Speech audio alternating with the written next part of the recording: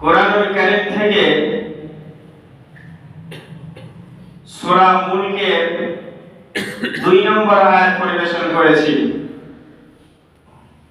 এবং একটি হাদিস জামে তিরমিজি শরীফের। কোরআন এবং এই হাদিসকে সামনে রেখে আমি আমার বক্তব্য দিই কিতাব ওয়া তৌফিকি ইল্লা বিল্লাহ।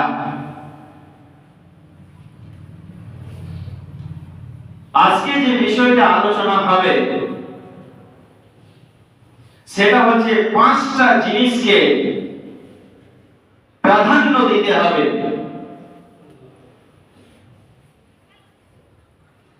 সেই 5টা জিনিস যদি চলে যায়, আপনার কাছ থেকে যদি অতিবাহিত হয়ে যায়, যদি বিদায় নিয়ে নেয়, তাহলে কোশ্চিন কারো সেই 5টা জিনিস আপনি আর মূল্য দিতে পারবেন না। সুতরাং ওই 5টা জিনিস যখন এসে যাবে, সেই 5টা জিনিসকে আপনাকে প্রাধান্য দিতে হবে।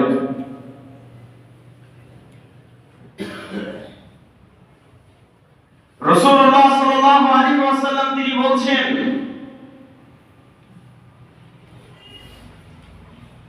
এই 5টি কথা পরে বলছি, তার আগে একটা হাদিস পড়ি। হযরত আবু হুরায়রা রাদিয়াল্লাহু তাআলা আনহু তিনি হাদিস বর্ণনা করছেন।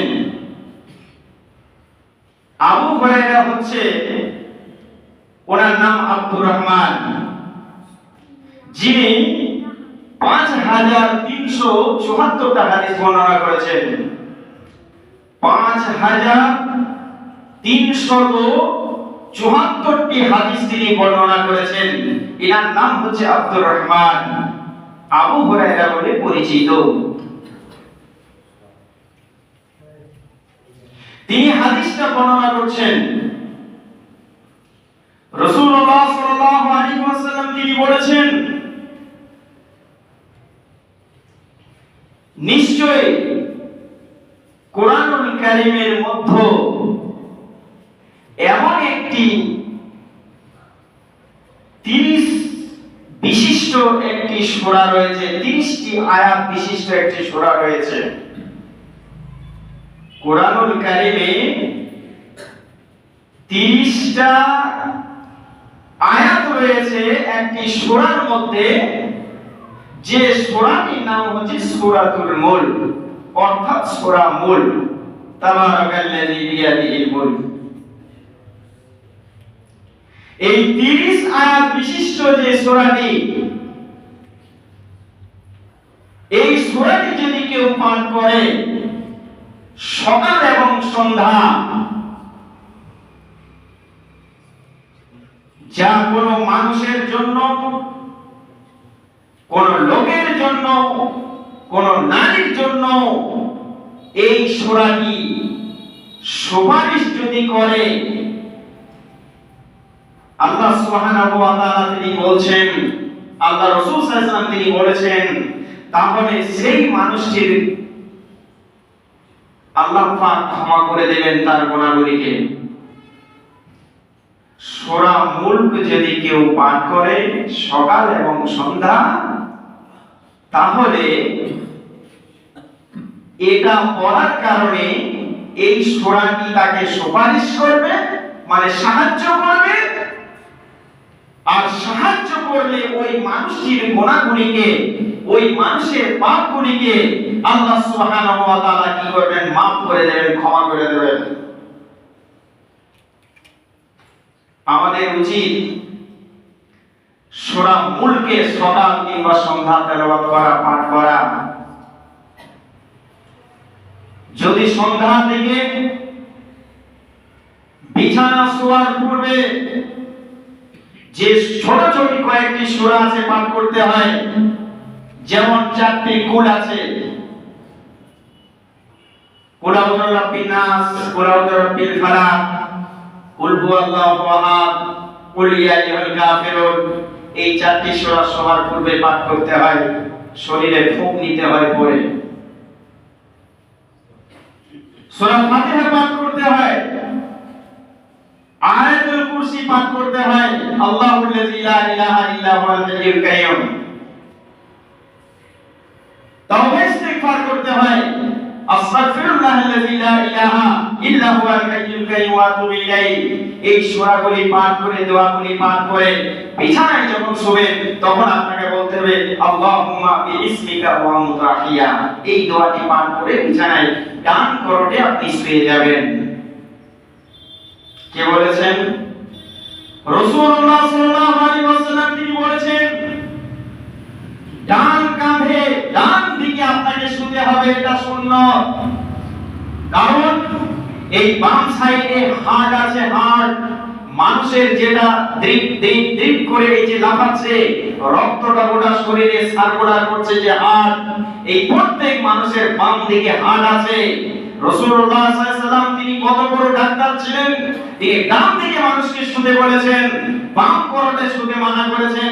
কারণ মানুষ যখন রাত্রিতে ঘুমায় 5 ঘন্টা 6 ঘন্টা 7 ঘন্টা 8 ঘন্টা, তখন এই হাড়ের রক্তটা সার্কুলার করতে কষ্ট, ওকে চেপে ধরে, গোটা বডির যে ভারী, এই ভারীটা হাড়ের উপরে চাপ পড়ে, তার হাড়টা ঠিকমতো সার্কুলার হবে না, রক্তটা। রাসূলুল্লাহ সাল্লাল্লাহু আলাইহি ওয়াসাল্লাম বলেন ডান করে বসো, তাহলে শরীরে মানুষের যে হাড় রয়েছে এই হাড়ের রক্তটা সঞ্চালন বেশি হবে, দ্রুত গতিতে রক্তটা গোটা শরীরে ছড়িয়ে যাবে, তোমার শরীরে অসুবিধা হবে না। এক কথায় তুমি মৃত্যু হাত থেকে তুমি বেঁচে যাবে। আল্লাহ রাসূল সাল্লাল্লাহু আলাইহি ওয়াসাল্লাম ডান কাঁধে শুতে বলেছেন, বাম কাঁধে হাড় আছে, যদি চাপ পড়ে হাড়ে ক্ষতি হবে। এই সূরাটি যদি কেউ পাঠ করে, রাসূলুল্লাহ সাল্লাল্লাহু আলাইহি ওয়াসাল্লাম তিনি বলছেন কবরের শাস্তি থেকে সেই ব্যক্তি বেঁচে যাবে। সূরাটি হচ্ছে সূরা মুল। হযরতে ইবনে আব্বাস রাদিয়াল্লাহু তাআলা আনহু তিনি বর্ণনা করছেন, তিনি বলছেন যে আল্লাহ রাসূল সাল্লাল্লাহু আলাইহি ওয়াসাল্লামের একজন সাহাবী তিনি কবরের উপরে একটি তাবু গাড়লেন, ছোট্ট একটা ঘর, তাবু। কিন্তু ওই সাহাবী তিনি বুঝতে পারেননি যে এটা কবর। হাদিসকে বর্ণনা করছেন ইবনে আব্বাস, রাইসুল মুফাসসির, কোরআনের বিখ্যাত মুফাসসির হচ্ছে আব্দুল ইবনে আব্বাস। তিনি বলছেন যে আল্লাহ রাসূলের সাহাবা তিনি কবরের উপরে একটা তাবু গাড়লেন, মানে ছোট্ট কোনা একটা ঘর তৈরি করলেন। কিন্তু ওই সাহাবা বুঝতে পারেননি যে এখানে কবর রয়েছে। কিছুক্ষণ পর ওই কবরের ভিতর থেকে একজন মানুষ কোরআন তেলাওয়াত করছেন।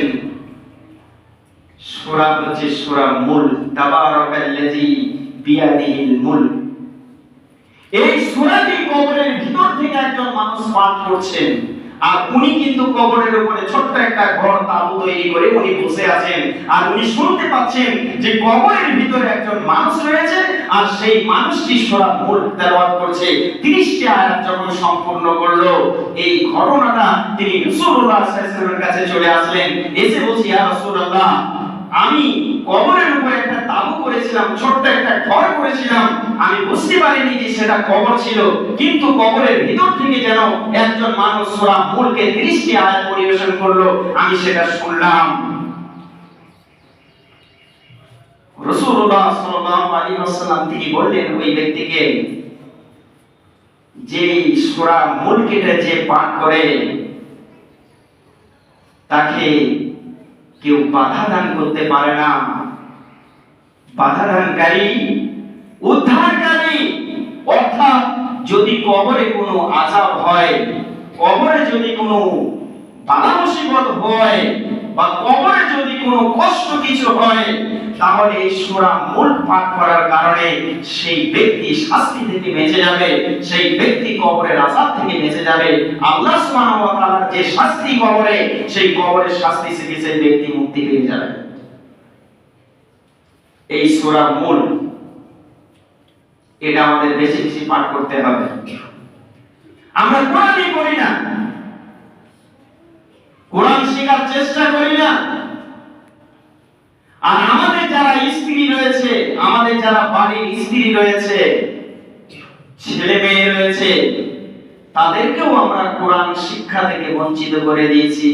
কোন পুরুষ বলতে পারবে না যে আমার স্ত্রীকে বাড়ি গিয়ে বলেছি যে সকাল সন্ধ্যা কাজ কম হোক, তুমি অন্তত কোরআনুল কারীমের একটা পৃষ্ঠা পড়ো, একটা রুকু পড়ো, একটা সূরা পড়ো। এটা কোন পুরুষ বলেনি তার স্ত্রীকে।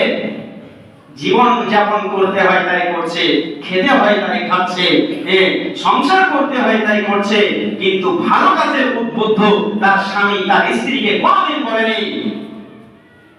এটা স্বামীকে বলতে হবে, সন্ধ্যা থেকে কোরআন তেলাওয়াত করো, ঘরে বরকত হবে, কবরের আযাব থেকে তুমি পানা পেয়ে যাবে, মাফ হয়ে যাবে।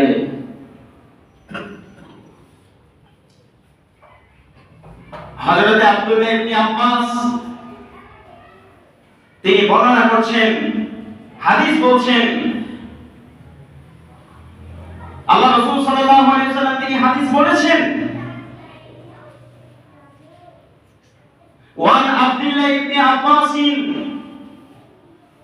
আন্না রাসূলুল্লাহ সাল্লাল্লাহু আলাইহি ওয়াসাল্লাম আতানিউ খামসান ক্বাবলা খামসিন শাবাবাকা ক্বাবলা হারামিকা وصحتك قبل سقمك وغناك قبل فقرك وفراغك قبل سبلك وحياتك قبل موتك رواه الترمذي। হযরত আব্দুল্লাহ ইবনে আব্বাস রাদিয়াল্লাহু তাআলা আনহু তিনি হাদিসটা বর্ণনা করছেন। তিনি বলছেন যে রাসূলুল্লাহ সাল্লাল্লাহু আলাইহি ওয়াসাল্লাম পাঁচটা জিনিসকে প্রাধান্য দিয়েছেন, তোমরা পাঁচটা জিনিসকে প্রাধান্য দাও। খুব ভালো করে শুনুন, এই পাঁচটা জিনিস যদি আপনার কাছ থেকে চলে যায়, পশ্চিম কালো আফসোস করে আপনার কাছে আর ফিরে আসবে না। পাঁচটা জিনিসকে প্রাধান্য দিতে বলেছেন কে? আল্লাহ রাসূল সাল্লাল্লাহু আলাইহি ওয়াসাল্লাম। যখন তোমার কাছে আসবে ওই পাঁচটা জিনিস তুমি প্রাধান্য দাও। এক নম্বরে রাসূল বলছেন শাবাবাকা ক্বাবলা হারামিকা, যৌবন কালটাকে কাজে লাগাও। তোমার শরীরে যৌবন রয়েছে, রক্তের জোর রয়েছে, তুমি টনটনে যুবক, তুমি যুবতী। এই যৌবন কালটাকে তুমি কি করো? আল্লাহ সুবহানাহু ওয়া তাআলার রাস্তার কাজে লাগাও, আল্লাহর ইবাদত করো, আল্লাহর উপাসনা করো। তুমি শরীয়ত সম্মত হালাল তুমি কি করো? বিবাহ বন্ধনে তুমি আবদ্ধ হও। শাবাবাকা ক্বাবলা হারামিকা, বৃদ্ধ হওয়ার পূর্বে, বয়স্ক হয়ে যাওয়ার পূর্বে যৌবন কালটাকে তুমি কাজে লাগাও, বৃদ্ধ পৌঁছানোর পূর্বে। তোমার বয়স যখন 60 বছর, 70 বছর, 80 বছর, আগে তুমি শৈশব, কৈশোর, যৌবন তুমি পার করে এসে 60, 70, 75, 80 তে তুমি পা দিয়েছো। বৃদ্ধ হওয়ার পূর্বে, বয়স্ক হওয়ার পূর্বে, তুমি যখন তোমার যৌবন কাল ছিল, ওই যৌবন কালটাকে তুমি কাজে লাগাও বৃদ্ধ হওয়ার পূর্বে, বৃদ্ধ হওয়ার আগে। মানুষ যখন 60 বছর, 70 বছর বয়স হয়ে যায়, সে নামাজ পড়তে গেলে ঠিক মতো রুকু হয় না, সাজদা হয় না, ঠিক মতো পাটা সোজা হয় না, বেঁকে না। আবার যদি কোনো রকম নামাজটা হয়, সে ওযু করে এসে বাড়ি থেকে মসজিদে প্রবেশ করবে, তার আগেই দেখা গেছে যে ওই মানুষটার কাপড়ে হয়তো দুপুরটা পিচ্ছাপ ঝরে গেল, কাপড়টা নোংরা হয়ে গেল, অপবিত্র হয়ে গেল। মানে শরীরকে সে কন্ট্রোল করতে পারছে না। শরীর কি হলো? ওই কাপড়টা তার নাপাক হয়ে গেল, নাপাক কাপড়ে আর নামাজ হবে না। রাসূলুল্লাহ বলছেন পাঁচটা জিনিসকে প্রাধান্য দাও। বৃদ্ধ হওয়ার পূর্বে যৌবন কালটাকে তুমি কাজে লাগাও, আল্লাহর উপাসনায় কাজে লাগাও, তুমি ভালো কাজে লাগাও, যেটা শরীয়ত তোমাকে বলেছে সেই কাজে তুমি তোমার ওই যৌবন কালটাকে তুমি ব্যয় করো। অন্য হাদিসে আল্লাহ রাসূল সাল্লাল্লাহু আলাইহি ওয়াসাল্লাম বলেছেন, আবু হুরায়রা থেকে বর্ণনা করেছেন, 7 শ্রেণীর মানুষ আল্লাহর আরশের নিচে ছায়া পাবে। তার মধ্যে 2 নম্বর শ্রেণীর মানুষ ওরাই ওয়াশাবুন নাশা ফি ইবাদাতিল্লাহ, যারা যৌবনকালে আল্লাহর উপাসনা করে, আল্লাহর ইবাদত করে, আল্লাহর গুণগান গুণকীর্তন করে। ওই যৌবনকালে ওই ইবাদত, ওই যুবক, ওই যুবতী আল্লাহর আরশের নিচে ছায়া পাবে। সেটা হচ্ছে যৌবনকাল। এই জন্যই বৃদ্ধ হওয়ার আগে, বৃদ্ধ হওয়ার পূর্বে, যখন তোমার যৌবন 20 থেকে নিয়ে 40 বছর পর্যন্ত এই যৌবন কালটা তুমি কাজে লাগাও, এটাকে প্রাধান্য দাও, এটাকে যেটা সঠিক সময় সঠিক রাস্তায় তুমি সেটাকে ব্যয় করো। 2 নম্বরে রাসূলুল্লাহ সাল্লাল্লাহু আলাইহি ওয়াসাল্লাম বলছেন, ওয়াসিহাতাকা কাবলা সাকামিকা, অসুস্থ হওয়ার পূর্বে সুস্থ শরীরটাকে তুমি কাজে লাগাও। খুব ভালো করে খেয়াল করুন, সুস্থ শরীরকে কাজে লাগাও অসুস্থ হওয়ার আগে। আপনি এখন সুস্থ আছেন, আপনি এখন নামাজ পড়তে পারবেন, রোজা রাখতে পারবেন, উমরা করতে পারবেন, হজ করতে পারবেন, যাকাত দিতে পারবেন, এক কথায় আপনি ভালো কাজ করতে পারবেন। আপনি সুস্থ শরীর, আপনার সুস্থ শরীর, এই সুস্থ শরীরে আপনি ঠিকমতো রুকু করতে পারবেন, নামাজ পড়তে পারবেন, সাজদা করতে পারবেন। এই সুস্থ শরীরকে আপনি কাজে লাগান কখন? অসুস্থ হওয়ার পূর্বে। আপনি যখন বিছানায় শুয়ে থাকবেন অসুস্থ, আপনার ক্ষমতা নেই বিছানা থেকে উঠে বসা, আপনার ক্ষমতা নেই যে নামাজে দাঁড়িয়ে আল্লাহু আকবার বলে নামাজে দাঁড়ানো, ক্ষমতা নেই। রাসূলুল্লাহ বলছেন, ওয়াসিহাতাকা কাবলা সাকামিকা, অসুস্থ হওয়ার পূর্বে সুস্থ শরীর যেটা তোমার রয়েছে, এই সুস্থ শরীরটাকে তুমি কাজে লাগাও। এখন আপনি সুস্থ, ইচ্ছা করলে আপনি নামাজও পড়তে পারবেন, রোজা রাখতে পারবেন, হজ করতে পারবেন, যাকাত দিতে পারবেন, উমরা করতে পারবেন, এক কথায় পৃথিবীর বিভিন্ন প্রান্তে আপনি যেতে পারবেন, আপনি সুস্থ।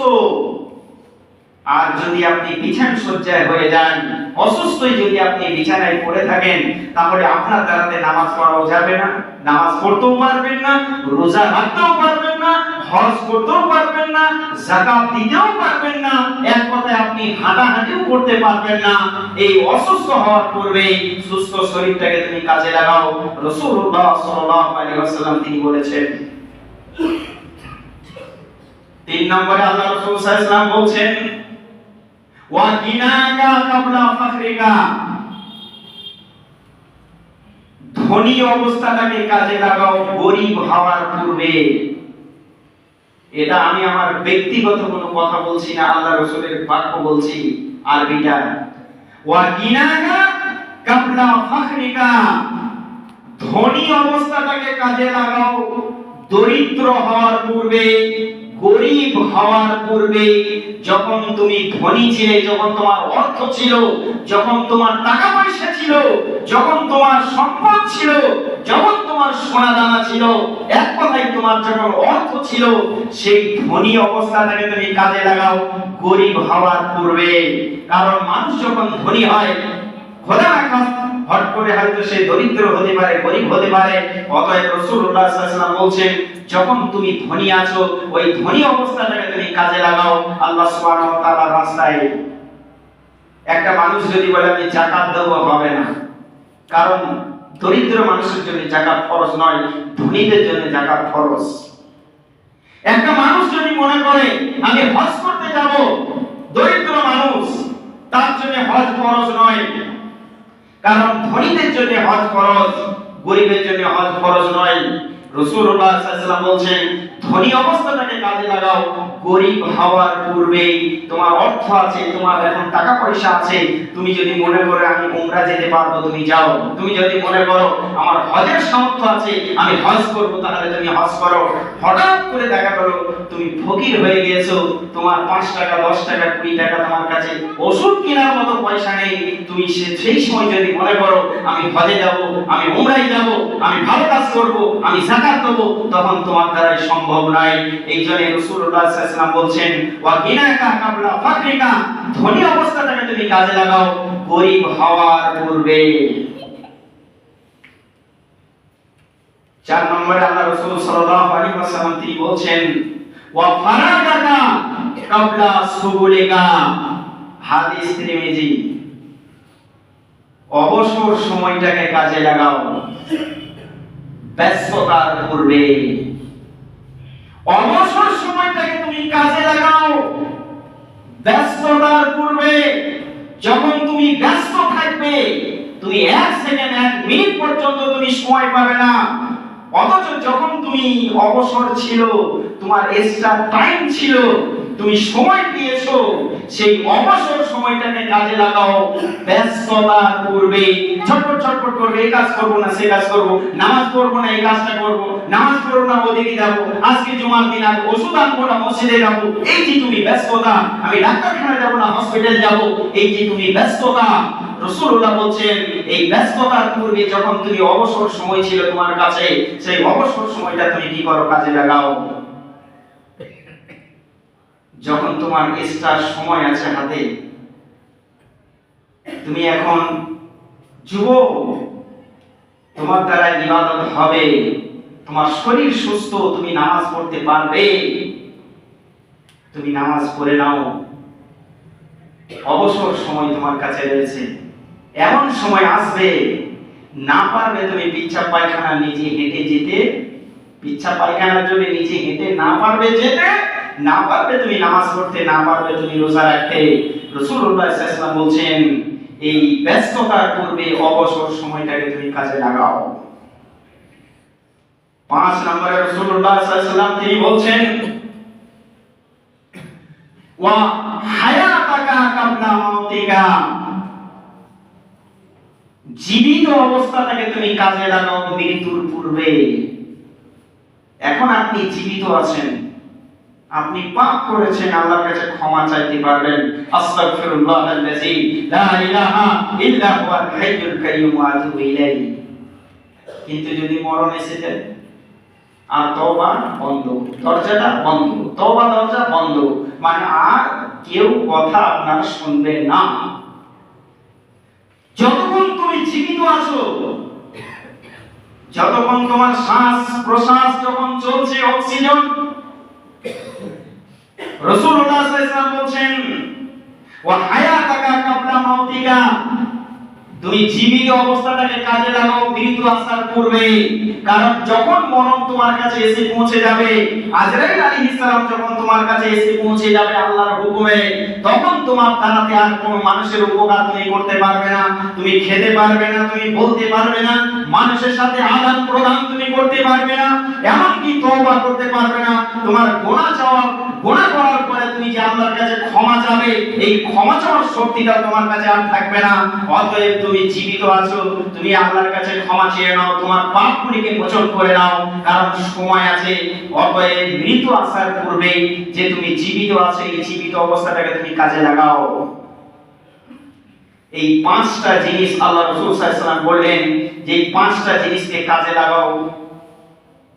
পূর্বেই যদি তুমি কাজে না লাগাও, তাহলে পশ্চিম কালেও তুমি আর ফিরে পাবে না, তোমার কাছ থেকে হারিয়ে যাবে। যৌবনকাল কাজে লাগাও বৃদ্ধ হওয়ার আগে, নাম্বার 1। নাম্বার 2, সুস্থ শরীরকে কাজে লাগাও অসুস্থ হওয়ার পূর্বে। নাম্বার 3, ধনী অবস্থাটাকে কাজে লাগাও গরিব হওয়ার আগে। নাম্বার 4, অবসর সময়কে কাজে লাগাও ব্যস্ততার পূর্বে। নাম্বার 5, জীবিত অবস্থাটাকে কাজে লাগাও মৃত্যু আসার পূর্বে। যদি পাঁচটা জিনিস আপনি ঠিকমতো মেনে যেতে পারেন, মেনে চলতে পারেন, রাসূলুল্লাহ সাল্লাল্লাহু আলাইহি ওয়াসাল্লাম বলছেন, তাহলে তুমি সাকসেসফুল, নচেত তুমি কোশ্চিন কারো সাকসেসফুল হতে পারবে না। আর আল্লাহ সুবহানাহু ওয়া তাআলা তিনি এই কথা বলছেন 29 নাম্বার পারা, সূরা সংখ্যা 67, আয়াত সংখ্যা 2, সূরার নাম হচ্ছে সূরা আল মুলক। আল্লাহ সুবহানাহু ওয়া তাআলা তিনি বলছেন, আল্লাযী খালাকাল মাউতা ওয়াল হায়াতা লিয়াবলুয়াকুম আইয়ুকুম আহসানু আমালা। আল্লাহ সুবহানাহু ওয়া তাআলা তিনি বলছেন, আমি মরণ এবং জীবনকে সৃষ্টি করেছি। এই যে আমরা বেঁচে আছি, আল্লাহ সুবহানাহু ওয়া তাআলা আমাদেরকে জীবন দিয়েছেন, আমরা বেঁচে আছি এবং আমরা একদিন মারা যাব। আল্লাযী খালাকাল মাউতা ওয়াল হায়াতা, আল্লাহ সুবহানাহু ওয়া তাআলা তিনি জীবন দিয়েছেন এবং মরণ দিয়েছেন। কেন? লিয়াবলুয়াকুম, তোমাদেরকে পরীক্ষা করার জন্য। আল্লাহ সুবহানাহু ওয়া তাআলা মানুষকে পরীক্ষা করেন, তিনি পরীক্ষা করবেন মানুষকে। লিয়াবলুয়াকুম আইয়ুকুম আহসানু আমালা, তোমাদের মধ্যে কে সৎ কর্ম করছে, কে ভালো কাজ করছে এই জীবিত অবস্থায় পৃথিবীতে, এটা তোমাদেরকে আল্লাহ সুবহানাহু ওয়া তাআলা পরীক্ষা করেন। আল্লাহ আমাদের জীবন দিয়েছেন, আমাদের মৃত্যু দেবেন, আমাদেরকে পরীক্ষা করছেন এই পৃথিবীর বুকে। আমাদেরকে অল সাবজেক্ট তিনি দিয়ে দিয়েছেন, অল সাবজেক্ট পৃথিবীতে দিয়ে দিয়েছেন। এই সাবজেক্ট তুমি কতটুকু লিখতে পারছো, কতটুকু তুমি নাম্বার তুলতে পারছো। আল্লাযী খালাকাল মাউতা ওয়াল হায়াতা লিয়াবলুয়াকুম আইয়ুকুম আহসানু আমালা, তোমাদের মধ্যে কে উত্তম আমল করছে, কে সৎ কাজ করছে, কে সৎ কর্ম করছে, এই জন্য আল্লাহ সুবহানাহু ওয়া তাআলা তোমাদেরকে পরীক্ষা করে থাকেন। ওয়া হুয়াল আজিজুল গফুর, ওই আল্লাহ হচ্ছে বিজয়ী এবং তিনি হচ্ছেন গফুর, ক্ষমাশীল। আজকে আমরা পৃথিবীতে যাই করি না কেন, আমাদের কাছে ফেরেশতা আছে। আপনি যদি ভালো করেন লিপিবদ্ধ হচ্ছে, আপনি যদি খারাপ করেন লিপিবদ্ধ হচ্ছে। তবে মুমিনদের জন্য সুখবর, মুমিনরা ভুল করার পরে আল্লাহর কাছে ক্ষমা চেয়ে নেন। ক্ষমা চাবেন কি দিয়ে? যদি আরবি না জানেন কি বলবেন? আল্লাহ ক্ষমা করে দাও, আমি ভুল করেছি। আল্লাহ তুমি ক্ষমা করো, আমি গুনাহগার, আমি পাপী, আমি পাপিষ্ঠ, আমি ইবলিসের চক্রান্তে অনেক কিছু ভুল করে ফেলেছি। আল্লাহ তুমি ক্ষমা করো, তুমি গফুরুর রহিম। আস্তাগফিরুল্লাহাল্লাযী লা ইলাহা ইল্লা হুয়াল হাইয়ুল কাইয়্যুম ওয়া আতুবু ইলাইহি, এটা হচ্ছে ইস্তিগফারের দোয়া। এতটা যদি মনে না থাকে তাহলে এতটুকু বলবেন যে তাওবা আস্তাগফিরুল্লাহ। আর দোয়া আছে, আল্লাহুম্মা আনতা রাব্বি লা ইলাহা ইল্লা আনতা খালাকতানি ওয়া আনা আবদুকা ওয়া আনা আলা আহদিকা ওয়া ওয়াদিকা মাসতাদাতু ওয়া আউযু বিকা মিন শাররি মা সানাতু আবুদাকা বিনি'মাতিকা আলাইয়া জামমি ফাগফিরলি ফাইন্নাহু লা ইয়াগফিরু যুনুবা ইল্লা আনতা ফাগফিরলি। আল্লাহ সুবহানাহু ওয়া তাআলা তিনি বলছেন, আল্লাহ নবী সাল্লাল্লাহু আলাইহি ওয়াসাল্লাম তিনি বলছেন যে ক্ষমা চাওয়ার অনেক দোয়া আছে, সবচাইতে উত্তম দোয়া হচ্ছে এটা। যদি কোনো মানুষ আল্লাহ সুবহানাহু ওয়া তাআলার কাছে ক্ষমা চায়, আল্লাহ সুবহানাহু ওয়া তাআলা সেই ব্যক্তিকে, সেই নারীকে, সেই পুরুষকে তিনি ক্ষমা করে দেবেন। আল্লাহ হচ্ছেন ক্ষমাশীল, ক্ষমা করতে ভালোবাসেন। আর পাপী যে পাপ করে, পাপ করার পরে যে আল্লাহর কাছে ক্ষমা চায়, আল্লাহ সুবহানাহু ওয়া তাআলা সেই ব্যক্তিকে বেশি ভালোবাসেন। এর মানে এই নয় যে পাপ করব ক্ষমা চাইবো, পাপ করব ক্ষমা চাইবো, এই নয়। আপনার পাপ হয়ে গেছে শয়তানের চক্রান্তে, আপনি আল্লাহর কাছে ক্ষমা চান, আল্লাহ আমি ভুল করেছি, তুমি আমাকে ক্ষমা করো, আল্লাহ ক্ষমা করে দেন। আর যদি আরবি না জানেন তাহলে বাংলাতে বলবেন, আল্লাহ আমি পাপী, আমার এত পাপ হয়েছে, জানি না তুমি এই পাপ ক্ষমা করবে কিনা, তবে আমার এটা বিশ্বাস তুমি তো আমার রব, তুমি তো আমার আল্লাহ। পাহাড় পরিমাণ, সমুদ্রের পানি পরিমাণ যদি মানুষ পাপ করে, আল্লাহ তুমি গফুর রহিম, তুমি ইচ্ছা করলে ক্ষমা করে দিতে পারো। ফায়াগফিরু লিমান ইয়াশা ওয়া ইউআযযিবু মান ইয়াশা, আল্লাহ তুমি ইচ্ছা করলে তুমি মাফ করে দিতে পারো, ইচ্ছা করলে তুমি আযাবের মধ্যে গ্রেফতার করে দিতে পারো। এই মন মানসিকতা নিয়ে আল্লাহর কাছে ক্ষমা চাইতে হবে, আল্লাহ সুবহানাহু ওয়া তাআলা তিনি ক্ষমা করে দেবেন। অবশেষে আল্লাহ সুবহানাহু ওয়া তাআলার কাছে এটা দোয়া, ও মাবুদ আমাদের সকলকে তুমি পাপ থেকে আমাদেরকে বাঁচিয়ে নাও, বলুন আমিন। ও আল্লাহ, আমরা আল্লাহ রাসূলের ওই 5টা হাদিসের যে 5টি বাক্য, যে প্রাধান্য দিতে বলেছেন আল্লাহ রাসূল, এই 5টি বাক্যকে যেন আমরা প্রাধান্য দিতে পারি সেই তৌফিক তুমি আমাদেরকে দাও। আল্লাহ গো, আমরা যতদিন পৃথিবীতে বাঁচবো আমরা যেন ইসলাম ধর্মে প্রতিষ্ঠিত থাকি এবং যেদিন আমরা মারা যাব সেদিন যেন আমরা কালমা নসিব হয়ে আমাদের যেন মৃত্যুবরণ হয়, এই তৌফিক তুমি আমাদেরকে দান করো। আল্লাহ, আমাদের নামাজের অবস্থায় যেন আমাদের মৃত্যু হয়, আমরা কোরআন পড়তে পড়তে যেন আমাদের মৃত্যু হয়, এক কথায় আমরা যেন ভালো কাজ করতে করতে আমাদের মৃত্যুবরণ হয়, এই তৌফিক তুমি আমাদেরকে দিও, বলুন আমিন। বারাকাল্লাহু লানা।